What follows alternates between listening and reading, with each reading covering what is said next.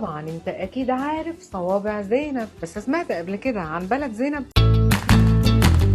كل محافظة في مصر حكاية، زي عامل فيها من بنها أو أسيوط بلد اليهود. هنتكلم عن المنيا، بلد زينب. طب مين زينب وليه طلع عليها الاسم ده؟ 918 في وقت الاحتلال الإنجليزي كان في ست اسمها زينب، ودي كانت ست ب100 راجل، فلاحة بسيطة من المنيا متجوزة مزارع وعندهم أرض جنب القطر.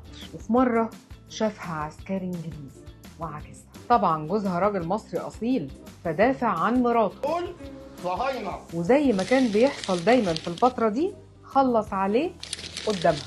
زينب حست بالقهر بعد ما شافت اللي حصل لجوزها، وقررت انها هتاخد بطاره من كل الانجليز. فكانت كل فترة تروح لعند القطر وتعمل نفسها انها بتلاقي عسكري انجليزي وتاخده على الارض بتاعتها وتخلص عليه وتدفنه.